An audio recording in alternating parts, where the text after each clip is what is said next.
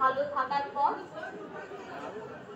আমরা ঠাকুরকে পেয়েছি, আমরা তার আচার্য পরম্পরাকে পেয়েছি, আমরা কেন খারাপ থাকবো সবাই?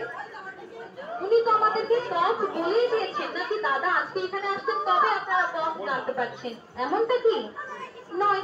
পথ আমরা আগেই পেয়েছি, কিন্তু সেই পথে কি আমরা হাঁটছি সবাই? হাঁটছি তো, হাঁটছি।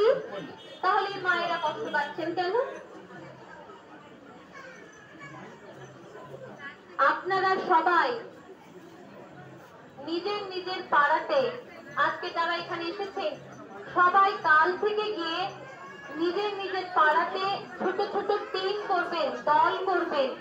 যেমন আমরা মেলায় যাওয়ার সময় ফোন করি বন্ধু বান্ধবদের, বিয়ে বাড়ি যাওয়ার সময় একসাথে যাই, পাড়াতে কোনো অনুষ্ঠান থাকলে একসাথে যাই, তেমন আমরা দল করে ছোট ছোট ভাবে ছোট্ট ছোট্ট টিম করে একে অপরের বাড়িতে যাব।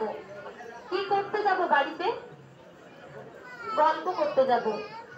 আমরা সবাই প্রার্থনা করি, তাই তো? সন্ধ্যাবেলা প্রার্থনা করেছি না আজকেও? কোথায় করেছেন? অন্যদিন কোথায় করেন? কেন?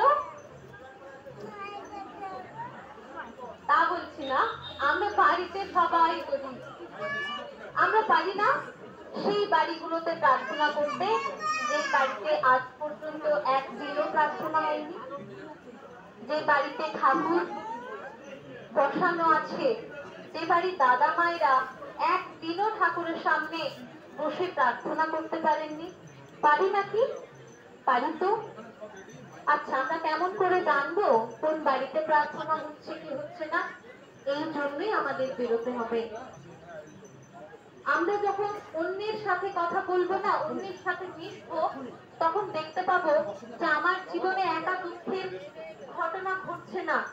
আমরা প্রত্যেকটা মানুষ দুঃখ নিয়েই আছি, সমস্যা নিয়েই আছি, কিন্তু আমাদের জীবনে ঠাকুর আছেন, তিনি আমাদের শক্তি। সমস্যা তো থাকবেই, এটাই তো স্বাভাবিক, কিন্তু ঠাকুর যদি থাকে তাহলে কোনো সমস্যাই সমস্যা না। কিন্তু এটা মুখে বললেই হবে না। আমি একা একা প্রতিদিন ঘুম থেকে উঠে ঈশ্বরভীতি করছি, নিয়মিত প্রার্থনা করছি, যদি এখানেই এটা শেষ করি, সত্যিই কিন্তু দুঃখ সত্যিই কাটবে না। এই মায়েরা প্রতিদিন কিন্তু করেন, তবু কেন এনাদের জীবনে এরকম? আজ ওনারা হয়তো এখানে বসে আছেন, দুঃখের কথা নিজের কথা বলবেন। আপনাদের প্রত্যেকের জীবনে সমস্যা আছে, আমার জীবনে সমস্যা আছে, আমার সঙ্গে যে দাদারা এসেছেন তাদেরও জীবনে সমস্যা আছে, কিন্তু তফাৎটা এইখানে সমস্যা আছে, কিন্তু তার থেকেও বড়